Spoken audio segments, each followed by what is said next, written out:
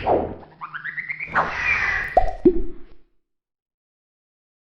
like to invite Professor Dr. Saidur Rahman, sir, to begin the plenary session. Sir, please. Thank you, Dipti. You're welcome. I can see the Beth is waiting. We're just 5 minutes late. Um, uh, the discussion leads to another serious issue about ethicality, and this is the next session on ethical issues in TESOL research, consideration for research in Bangladesh and Goa. Let me just introduce my friend Elizabeth Erling. PhD currently teaches in the Department of English American Studies at the University of Vienna from 2017 to 2020. She was a professor of English language teaching, methodology, and research at the University of Graz. Previous to that, she was at the Open University UK and worked for a number of years on the English in Action project in Bangladesh. Her research explores issues of equity in English language education, particularly with regard to multilingual students with lower socioeconomic status. She is interested in the nexus between language policy ideology. So over to Beth, Professor Elizabeth Erling. Okay, thank you for the introduction. Donabad, thank you for having me here today. As Sayudur said, my story and my connection to Bangladesh goes back to the English in Action project, which I think I started working on in around 2008, right at the beginning. I worked on the early phases of the project, on the secondary materials. At that time, I was working in English language teaching and teacher education at the Open University UK, and I had the privilege of working on this project, which really changed my life, my research trajectory. Not only introduced me to wonderful people that I'm still in contact with today, like Saidur, Kamra Chowdhury, Obaid, and it really changed my perceptions on English language teaching, and you know, I'm not going to really talk about the project today, but the project really took me in a new direction in my thinking, because the aim of the project was to contribute in the project policy documents. They talked about contributing to the economic growth of Bangladesh by teaching English. And I had never really thought about English as a tool for economic development before. And I hadn't worked on a big project like this before. And in the first phases, we did a lot of classroom observations, and I went out to a lot of villages, and I became acquainted with the challenges of education in some of these contexts. And I really did begin to wonder, was English the solution here? Was this really the thing that we should be spending £50 million on? And that thought kind of drove me to start working on some research that ran independently to English in Action. And that's really where I got to start working with Saidur and Kumral.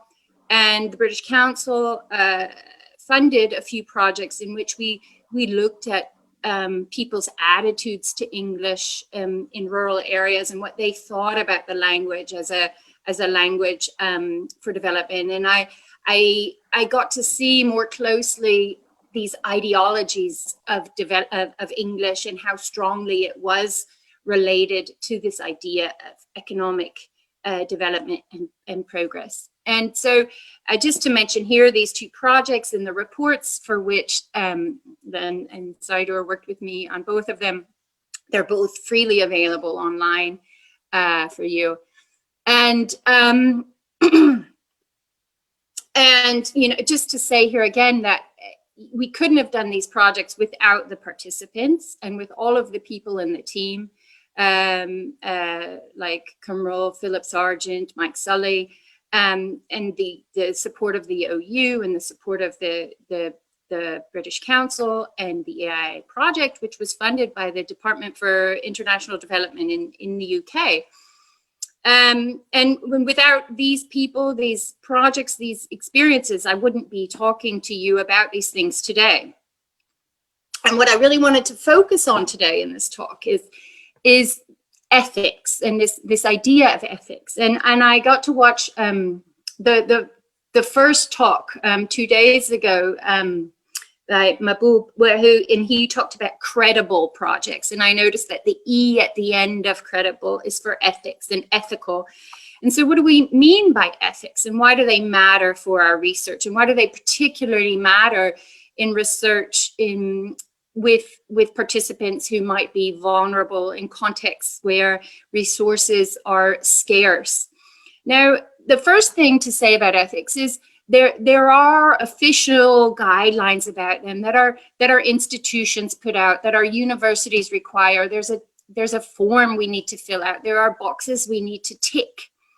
And also, a lot of times now, and this is important for you who are thinking about publishing internationally, increasingly, we are required to talk about our ethical protocols in our research, to fill out forms to get things published, that we have gotten permission from our universities and from our boards of education and that sort of things to undertake the research that we're doing. So it's increasingly required for publication that we need informed consent of our participants, that they have to volunteer, that they're anonymous and protected. I remember in Obaid's research, it impressed me that he even protected the village that he was researching in, that's even anonymized. And that's something I learned from him and have been doing since. And we also have these kind of guidelines,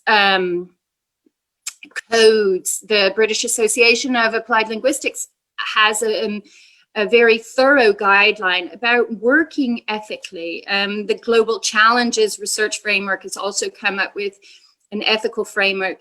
And I find I go back to these over and over in all of my projects to consider things. And in fact, we've written about some of the ethical challenges that we faced in teams of research that have people in the global north and the global south, different contexts, different experiences coming together. And this is often also the case between teachers and academics working together. We have different needs, we have different demands on us, and we need the research to fulfill all of our needs. And so I don't see ethics as a checklist. The checklist is part of it, perhaps, but it's a process, and it's a form of reflection, and it's a way of thinking about our responsibilities to our institutions and to each other and to the people we're researching on or for or with, all the stakeholders involved. And it's this constant process of checking yourself, trying to do whatever the right thing is in that moment. So yeah, something that needs to be consistently addressed at each stage of the research program process. And some authors have talked about being ethically literate, that we need to train our researchers to be literate in ethical matters, and to engage with discussions around ethical issues. And as I just wanted to show you this and to point out this toolkit, because I think it's a really great resource, and they've said there's been over 200 people working on it, and researchers in really different contexts, but it gives you an idea of where ethics comes into play, and it's really at every stage, from conception to team development to recruiting participants, all the way up into the end point, that ethical issues come into play. And I have to say as well that it's never finished either. That things can come up long after a project is finished, a new ethical challenge or dilemma. And so I wanted to talk about some of the dilemmas we faced in doing these collaborative projects together, and some of the solutions we've sought together, and to point out that these are also reported in in a publication from 2016, some of them. And I also found an excellent new article about ethical dilemmas in doing research in fragile contexts. So I'm going to talk about these three areas: project aims versus constraints, the participants' expectations, power dynamics, and this issue of informed consent and reporting. So the first one, aims versus constraints or restraints. First of all, when we wrote the proposal, when we had this whole idea that we wanted a gender balance, that we wanted this project to also investigate particular issues for female participants in Bangladesh around English language learning. And so when we started recruiting researchers, we worked together with two researchers in Bangladesh who were going to go out into the field and collect the data. In the end, we only had a budget for two researchers to do these extended field work trips. And we found that the way the whole thing had been conceptualized wasn't particularly easy to enact for female researchers to go away for 10 days, to travel with a man. And so in the end, because of budget and time constraints, and we wound up with two male researchers, excellent researchers, but that also then had the effect of how we could recruit participants. It meant that they were more likely to get into contact with male participants and to be able to have discussions with them. It didn't mean that we couldn't recruit female participants. It was just more of a challenge. And in fact, we had to integrate a second follow-up field visit in one of the projects to specifically target female participants. And even then, regularly there was a male present for the interview. And that meant that maybe we didn't really capture the voices of the female participants. So if you see in this very short extract, Kamral pointed out to me where he's asking this direct question to the woman. This is Afia, and this is of course anonymized. Her husband answers for her, and so in much of the interview, she's constrained by the presence of her husband, and who it was felt to be contextually appropriate for him to be there. But this didn't always allow her to speak. Another one was around expectations. So a guiding principle in research is that we don't want to do harm. And this is something we don't want to do harm to our participants, to ourselves, to our colleagues. And ideally, we would even like our research to lead to a positive impact on people's lives. Through these projects, I became increasingly skeptical or critical about whether, how much we were able to promise a potential positive impact of the research. And it was difficult in explaining to participants, why should people who were on very low wages, why should they give up time to talk to us? Maybe some of them were on a break or things weren't particularly busy, and they were curious, and so they donated their time to us. But this was a challenge for me in thinking about the research, and we didn't want to raise anyone's expectations. This is also why we didn't send the researchers, or part of the reasons, from the Global North into the field, because we thought they would obscure the research context too much, that if people saw us walking around, they might have different kind of expectations about what taking part in the research would mean for them, whether there was some promise of development, or people kept thinking, well, maybe through this contact I'll have some opportunity for a job or for migration, or maybe this is some kind of donor. And so this was a challenge for us in the research that we had to continually deal with. And even when we explained what we're doing there, there was always this in the back of people's minds, this kind of hope that maybe something good would happen out of this contact. Also, we wanted to compensate people for the time that they spent with us, telling our stories, or give them some kind of token of our appreciation. And it was very challenging to think about what was an appropriate token, something that didn't obscure the research or distort the research environment too much, but that was somehow valuable. We didn't want to give anyone money. We didn't want to give them anything sort of too Western.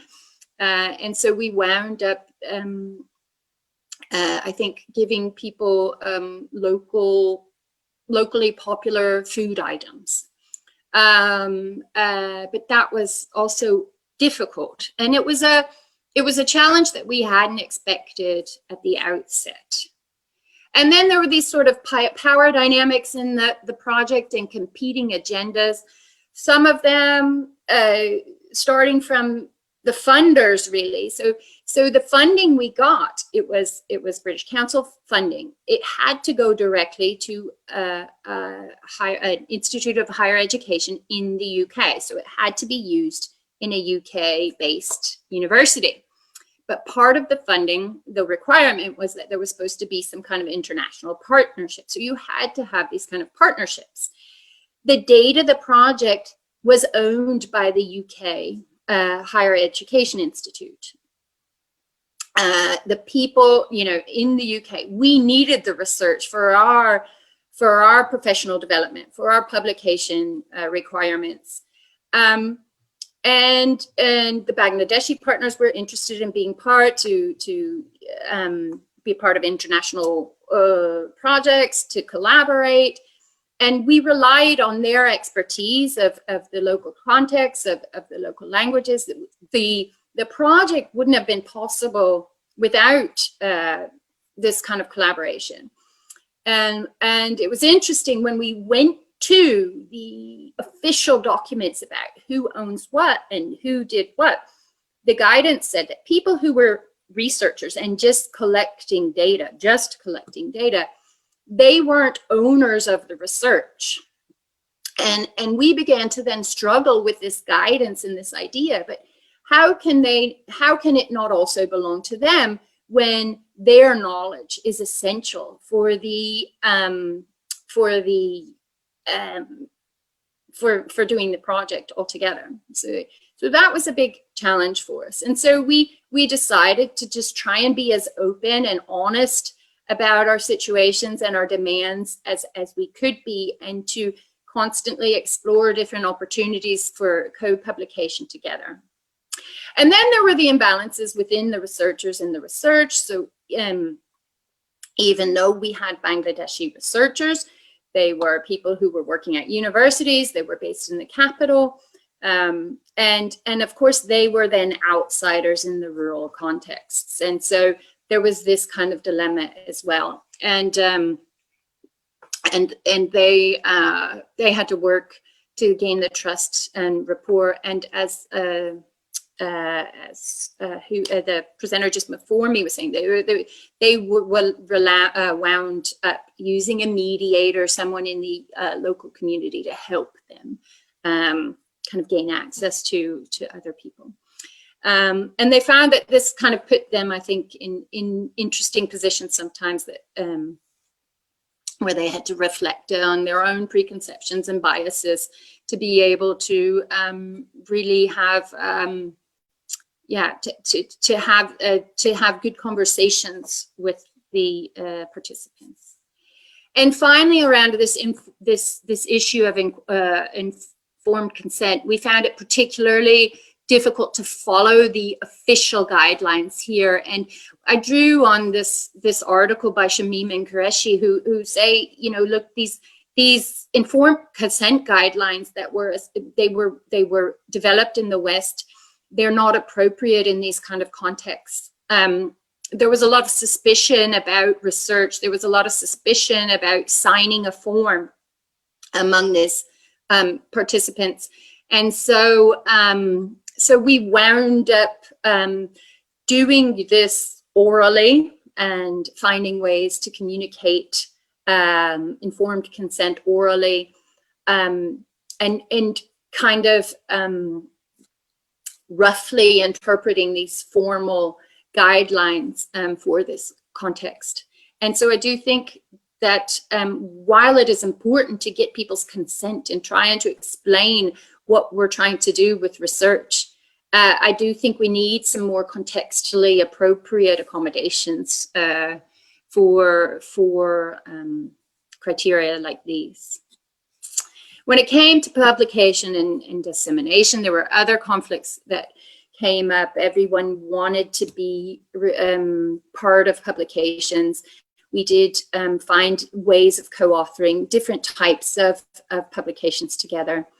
But again, and then there were the whole challenges of transferring our participants' voices to written formal academic texts in English, and the struggle to kind of uphold their dignity and to tell their stories appropriately in a way. And what happened, particularly in the second project, is when we were trying to find out what was the role of English in people's stories of migration, they told us a lot more stories and very complex stories about migration. Women told about being beaten or having a hot iron held to their skin for not following the directions. And so I felt a responsibility of sharing these stories. I felt that people had trusted us with stories and that we had a responsibility to tell these stories. And although our data didn't wind up, it told us a lot more than we initially sought out to find. And so we've tried to think of ways to share these studies, these stories more widely through blog pieces or whatever. And here's a link to one that Kamal and I wrote. So that was another ethical challenge. Finally, I just would want to say, I think ideally one would do more participatory research in these contexts, and not research on or research for, but research fit with, like Richard was talking about at the beginning. And we would have liked to go more in that direction, but we found it difficult. It requires a time commitment. You would have to go back. In the second field trip, one of the researchers found out that some of the people they had interviewed before had gone back to the Gulf or were no longer around anymore, moved on somewhere else. And so it wasn't always easy to have more than this one interview with somebody. I think in the research that we did for that project would be extremely challenging in this context of online during Corona. But I do know people who have been talking about moving participatory research online and the particular challenges of that. My colleague, Gracia Imperiale, in particular, has been working on that. If you're interested in that, that's in the references. And finally, I just kind of wanted to leave you with this researcher's pledge and these our commitments as researchers, as ethical researchers, to do no harm, to enable flourishing if we can. And sometimes I felt that just people telling their stories, having had somebody listen to them, can be a positive experience for them if they have an empathetic listener. It can be, and somebody really wants to tell a story, it can be, even that psychologically can be a good experience. And that our research is really about connection, and and that people and the planet come first. That people are more important than our data. We have to put each other first, our relationships with our colleagues, our peers, our respect for each other, our respect for our participants. They have to be at the heart of what we're doing. And I like this idea that we should be aware, be brave, and be safe. We have to take care of ourselves. We can't put ourselves in situations that are too tough psychologically or physically or endanger us. And that research is really about learning. It's investing in our own learning and sharing this learning with other people. Prioritizing context and compassion, and maintaining commitment, being committed to also being reflective, to changing your mind, to make different decisions if you're faced with a challenge. And so again, these guidelines are in this toolkit, which is extremely useful. Finally, another resource that's open and free for you to access is this book that I edited in 2017. And there's several studies in there of people doing research in difficult contexts. One was Grazia Imperiale, who did this, who's done participatory research at a distance. She and I did a webinar about that, also in this Corona time, that is also free and available online. I'll leave that link with you. Yeah, finally, here's some of the resources I've referred to. I'm more than happy to pass these on. I hope that, I'm happy for you to share the slides. And I haven't looked at the time, but I think I'm within my time, and I'm happy to take questions now or in form of email.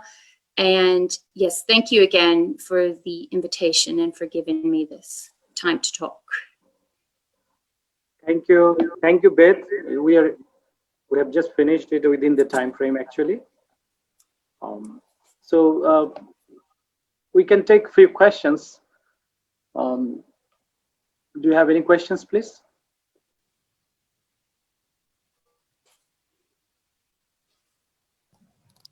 Hello, sir. Can I have a question, sir? I have a question. Yeah, okay, just a second. Foreign, very brief questions, Foreign, relevant to the topic, please. Well, thank you, Dr. Beth. I was wondering, when you were talking about participants' expectation, like there was a point of discussion. You said taking part in the interview meant a potential loss of income for many participants. Could you explain a little bit? Was it from the background of Bangladesh? So what in is this, it about really? In our projects, so our projects were not about schools. They were about ideologies or attitudes to English more widely in society. So and the researchers had traveled out to more rural areas to talk to people about the role of English in their lives. And I mean, Saidur can also tell you about it, but they were interviewing rickshaw drivers, fishermen, cleaners, hourly wage workers who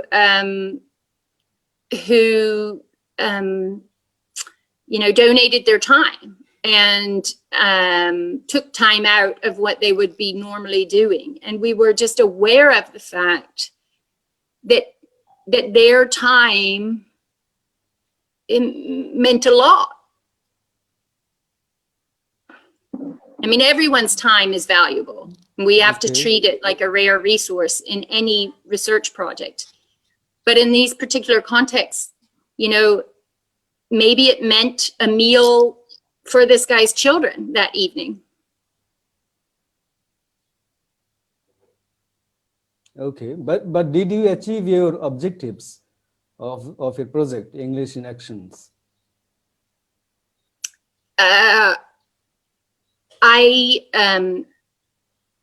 This research was not part of English in Action. Okay. Beth, can I just share some experience? Just Yes, please. okay. This is the same place I visited yesterday. The place that we started working is a talk in Kapasia. So number of ethical issues that Beth mentioned, the challenges that we face. Somewhere we are the researchers, we collected the data. So we face number of challenges that I can actually tell you. Like for example, time invested. For example, in two places we hired tour guides because the local guide had better influence, and they were with us for almost like 5 days, morning to evening, and some of them, like one of them, were rickshaw pullers. So imagine that every day he is earning and then he's with us. Now the ethical guideline that was given by Open University UK, it was little bit different the way we thought in our local context. The thing that we can mention about their Beth possibly hinted out, the token of appreciation that we tried to compensate. But anyway, that was not enough for them. For example, a rickshaw puller who earned possibly more than 1,000 Bangladeshi taka a day and spending with us. So same thing goes to the participants, because many of the participants was like marginal people, and to be very honest, they're looking for token of appreciation in return to their participation. So this was one challenge that, of course, we overcome by the second project, where we mentioned token of appreciation. Especially, we tried to give them some support for their children, like schools, supports, books, somewhere, food, of course. This is one. And another issue that Pauline, you mentioned, it was not part of Open University English in Action, actually. It was not English in Action. It was an independent research sponsored possibly by British Council. We are hired as a local researchers. So the experiences that Beth mentioned, it was the Bangladeshi researcher when we collected the data. Second one was very interesting where Beth mentioned. I was collecting data, especially with female participants. It was a serious challenge because we had to take it outside of the room, you understand, outside of the house, in an open field. So every time I was asking question, either the husband or the father is standing beside the person who's answering. So the female voices were never heard. So suppose, for example, I asking, what's your age? And she was looking at husband. So husband could give a manufacture date, please write down, it could be 30 or 40, something like that. And she agreed, okay. So most of the time it was really difficult. But part of the creating rapport that Elizabeth mentioned, we had number of series or discussion with our lead team, the Beth. So we actually discuss all these things, how we can create a rapport. The first one that attitude towards English, Beth mentioned, the first place was talk in Kapasia. Some of you saw every day I give a posting. So this is the place I got connected because of that project, actually. We have a old home there. I still go back. I get connected to them. But the another one was in Lakhipur. Some of you know Lakhipur. It was really, really challenging. I believe still if we visit, it will be a challenge because people are so suspicious about our intention. And when we told that we are from Dhaka University, we just merely came to collect data. They couldn't believe us that these people came all the way from Dhaka just to collect data, because they were suspicious about NGOs' involvement in the local area.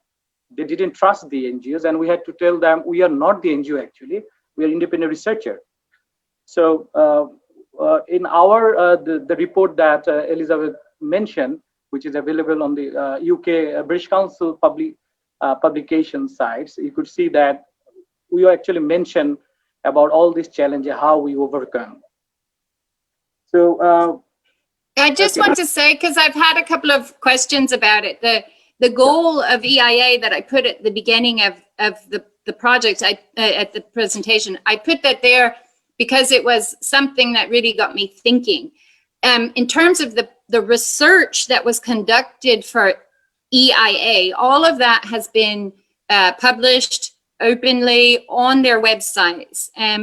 They had formal criteria that they had to meet about reaching a certain number of schools and teachers that I think they will have reported about in those documents.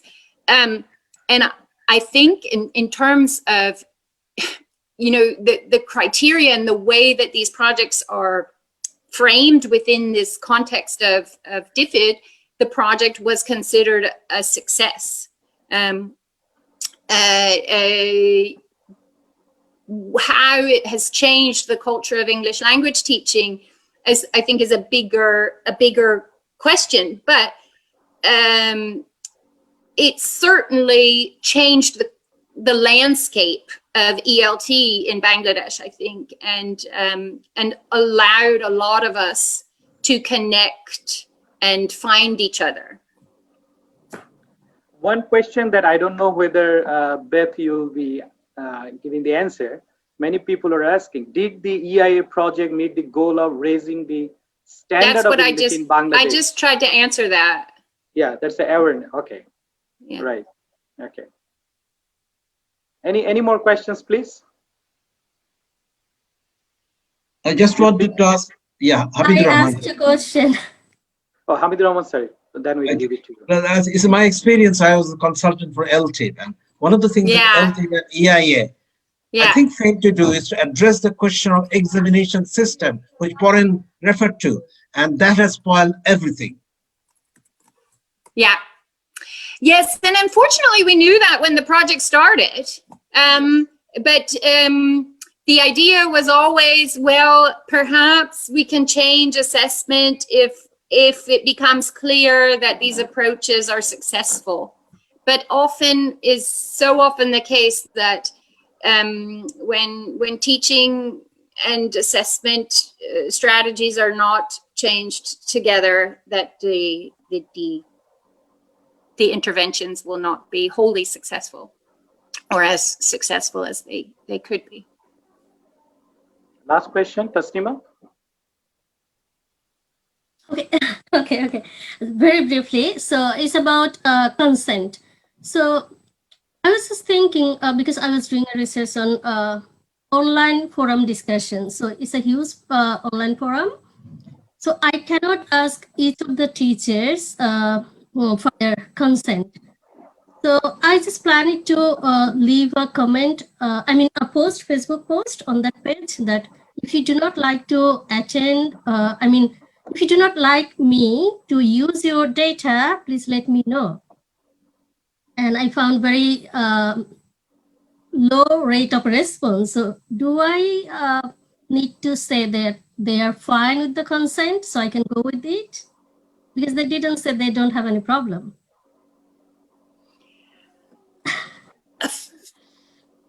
I don't know. I mean, at our university, we have ethical advisors who I can phone and ask them things like this. And I think it's contextually different, and what can be different, what can be accepted, can be different in different contexts.